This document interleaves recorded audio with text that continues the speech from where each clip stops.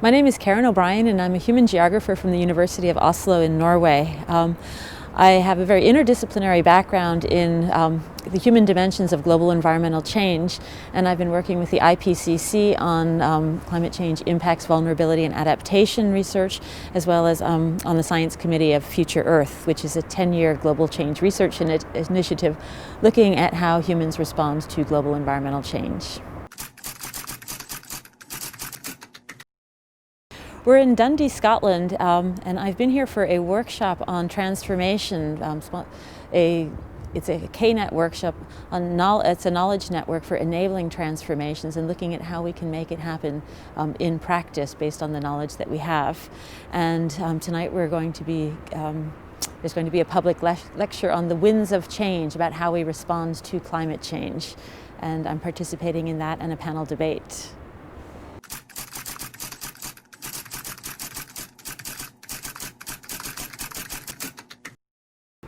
Well, I'm very interested in how we adapt to climate change as a species. How do we actually adapt to changing conditions, especially when we are the ones that are responsible for the conditions that are changing?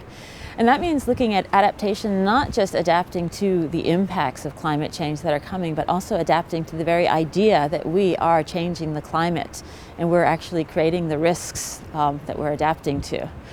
And that means looking at adaptation in a very broader and deeper perspective. It means that we have to look at adaptation not just as a technical problem about raising bridges and protecting coastlines and planting new seeds and moving things around, which is absolutely necessary, but it's also about challenging some of our assumptions and beliefs about the way that the world works, our habits, our loyalties, basically it's a challenge to our worldview, and that's part of the adaptive challenge of climate change.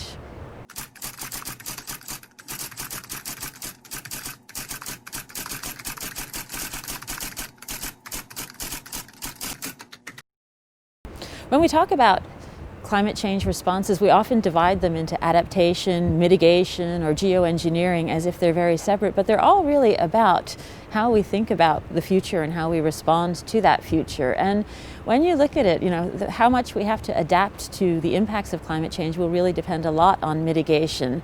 And in many ways, you can consider mitigation to be the biggest adaptation that we as a species could be doing. And when you bring geoengineering into the picture, you start to question, how are we are already geoengineering the climate through our activities. And if we try to geoengineer our way out of the problem, we may actually be creating new and bigger problems. And so that's one of the challenges, especially for the social sciences, is to look at, in terms of our responses, who are the winners and who are the losers, and what are the impacts, the environmental, social, cultural, political impacts of the way that we respond to environmental change. So when I look at adaptation, I consider it as, mitigation as being part of it. And I think of it as a very personal thing that we have to adapt in our heads, adaptation from the inside out. But it's also very political because it's about challenging the givens, challenging, who has the power to create the future. And it means challenging the people or ideas of what type of geoengineering are we actually going to be promoting. Will it be more forests, or will it be something that could be much more dangerous?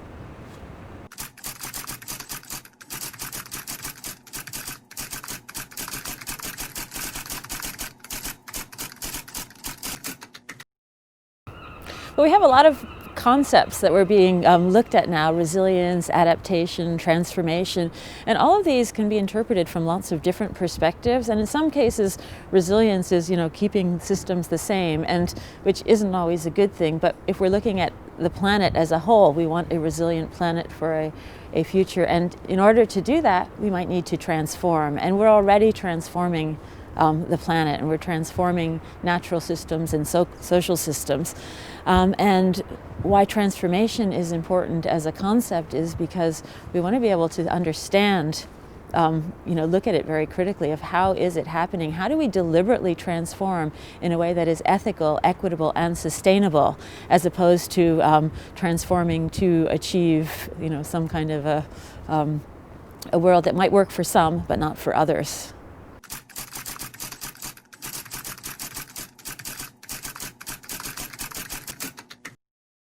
I think the barriers to a transformative approach to adaptation today really are in the way that the assumptions that we have about what's possible and what's impossible. And we're starting to kind of normalize adapting to changes of 2 degrees, 3 degrees, or 4 degrees because we don't see any other possibilities. And most of our hope is in technology and behavioral change, but it's not necessarily, we're not really challenging any of the paradigms that have been producing the types of changes that we're trying to adapt to. So in many ways the barriers are right here in our head, and the barriers are the way that we're educating people about change, not helping them to see the systemic aspects of it and to see that one change often influences another. And we're starting to understand a lot more about nonlinear changes and thresholds and tipping points, but we don't really understand enough about social changes in terms of nonlinear social changes and social thresholds and social tipping points for how we can actually create transformations to sustainability in a way that is much more collective and collaborative.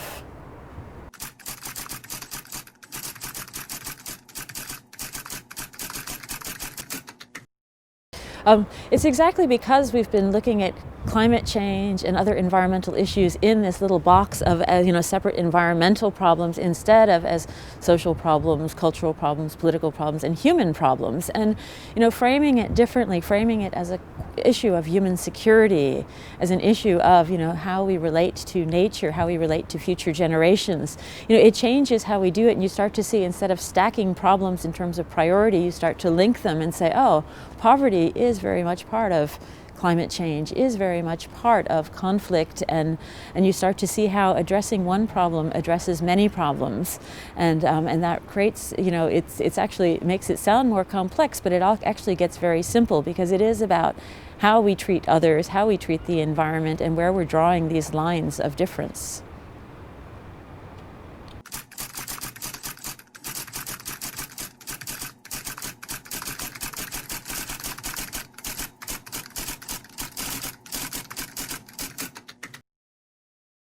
I think one of the challenges is exactly about how we're producing knowledge about climate change and the types of knowledge that we're recognizing as legitimate or valid ways of understanding. And often the knowledge that we're taking is very much based on kind of rational thinking, and it's very much like in our heads right here. But most people are very, there's emotional issues attached to climate change, to inequities and things. And so to really get to people in the heart and in the gut and things, we know that from psychology that that's what activates people and motivates people, but it's also what scares people. So how do you translate the knowledge that we have and trust other types of knowledge in order to answer, these very, challenging questions about how we create the future? So it's really about a whole different type of education and legitimizing other ways of knowing, not just rational.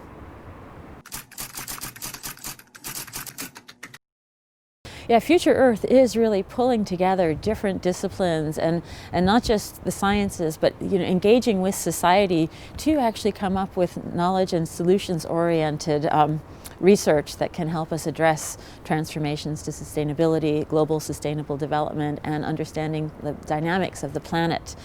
And this is challenging because it's actually trying to do a new type of science that is co-produced, co-designed, working with people who maybe don't have the same view of the world as we do. And so how do you bring together different types of knowledges, different ways of knowing, and piece it together to try to come out with like, wow, what do we do next?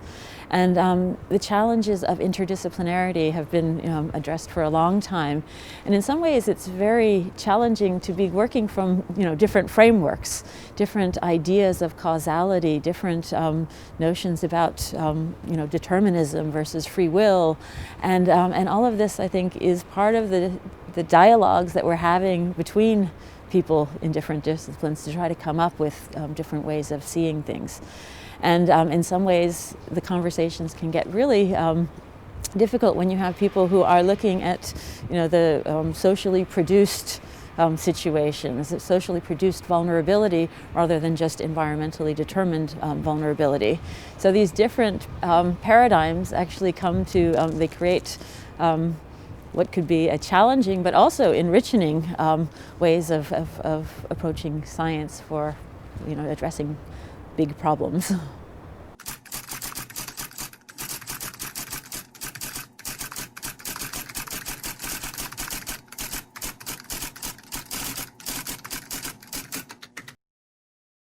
I think a good example of the types of changes in paradigms that I'm talking about can be seen in the country where I live, Norway, where we're an oil-producing, oil-exporting country, and we have a lot of wealth from that.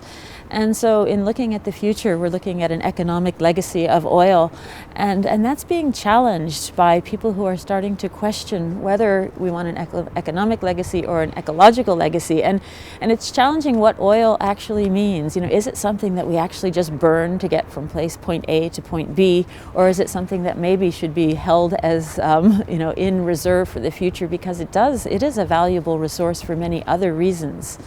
And I think that starting to frame it differently, younger people are doing that. Younger people are seeing other options and possibilities.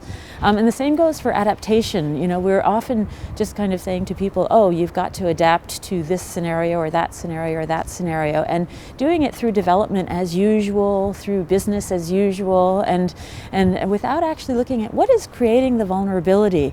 And sometimes it is exactly the policies, the monetary policies, the marketing rules and regulations that are creating the vulnerability, rather than just the climate system. So challenging all of our beliefs and assumptions about what is creating the outcomes that we're seeing is, I think, one of the most important things we should be doing as part of our responses to climate change. Challenging the givens, challenging the business as usual, challenging, even when we think we're responding in a very clever way, often it's supporting exactly the same old system that has been there.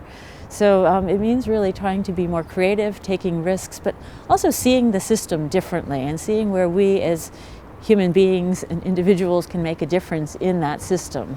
And so it sounds very abstract, but it really comes down to the everyday, like when we were making these decisions about what to do about climate change, of really thinking through, like, what's the, what's so new about this, and how can we do it differently?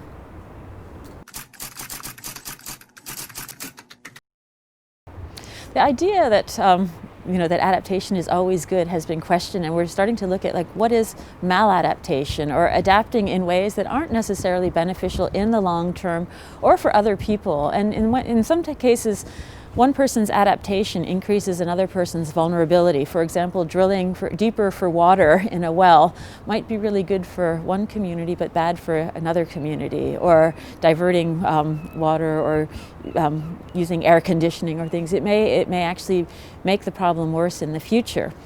And so the idea of maladaptation, or of adaptation, and adapting to the changes that we're creating without actually challenging those changes, will lead us to a situation where one day we're actually not going to be able to adapt. And this is really important because, as Paulo Freire said in the Pedagogy of the Oppressed, the well-adapted individual suits the oppressor's needs. And you can think this suits we're just adapting without challenging the very system that is creating the risk. And a maladaptation, I think, is where you're adapting one system without looking at the larger system. And when we don't look at the planetary system, and we don't look at the impacts on for the whole, then we're very likely to delude ourselves into thinking that we are well adapted and face more and more crises and collapses of the very systems that we're trying to adapt.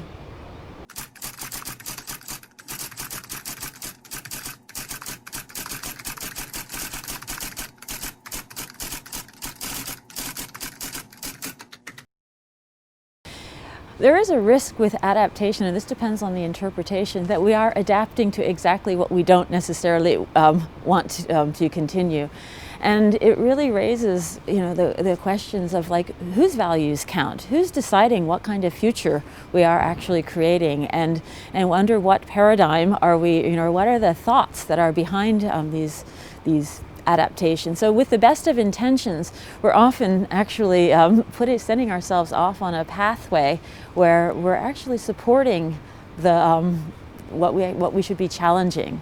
And that is power relations, that is vested interest, that is the idea of keeping the system in the same that serves certain values and certain interests over others. And when we talk about the real adaptation is, that I think from an evolutionary perspective, is to challenge all of those and to really start looking much more deeply at what does it mean to adapt as a species. And that raises issues that are very different about what is the difference between the individual and the collective. Are we actually, from this Darwinian survival of the fittest, who is the we, and how do, and I'm very interested in looking at how those kind of classical physical paradigms of Newtonian and Cartesian science are becoming challenged by science itself, and we're starting to see that we are actually interacting. We are interacting wave functions, and you get this in feminist theory, enactment theory, and you just start to realize that there's we're actually operating from such a paradigm that doesn't work anymore, and yet we might even be adapting ourselves to that paradigm instead of questioning it. So there's a lot, when we talk about the need to do research on transformation, we're also talking about the need to do critical research on transformation, to really not say that, we just need to transform to, the green economy or things, but really to question who's deciding what transformations we're doing. How do we learn from history about transformations that haven't served everybody or haven't served people? So it raises exactly the types of debates that we really need to have about what do we really mean by adaptation, what do we really mean by transformation, and then you cannot avoid bringing in questions of politics, power, and also capacities, empowerment.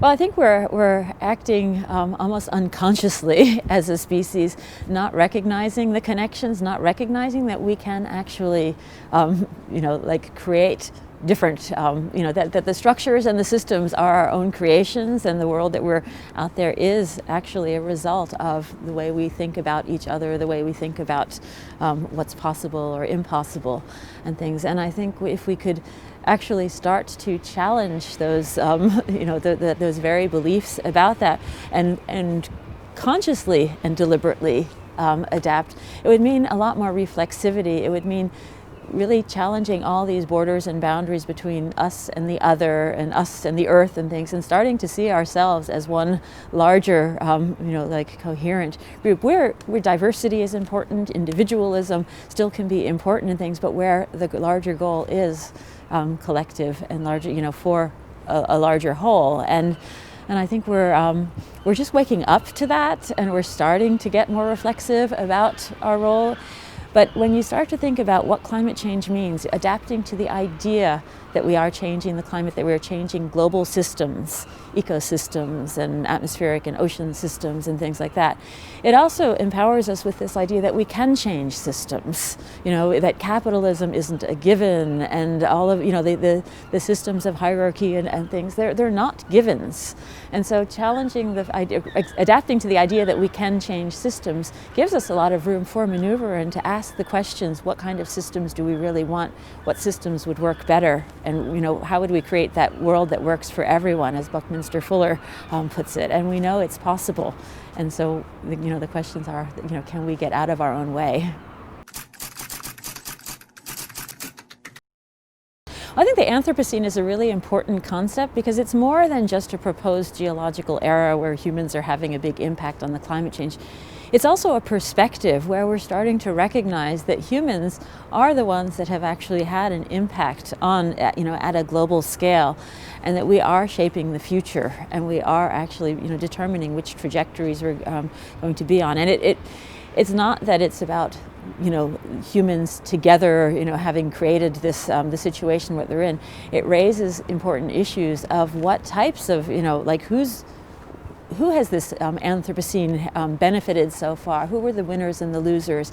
How do we actually start to, instead of just looking at what we've done, what can be done, and how can we take different types of reflect on the idea that we have been part of a system and we're a reflexive part of the system. And I think that that's probably the most important part of the Anthropocene, is that when one part of the system sees itself as part of the system and sees that it's changing the system, then you're automatically changing that system.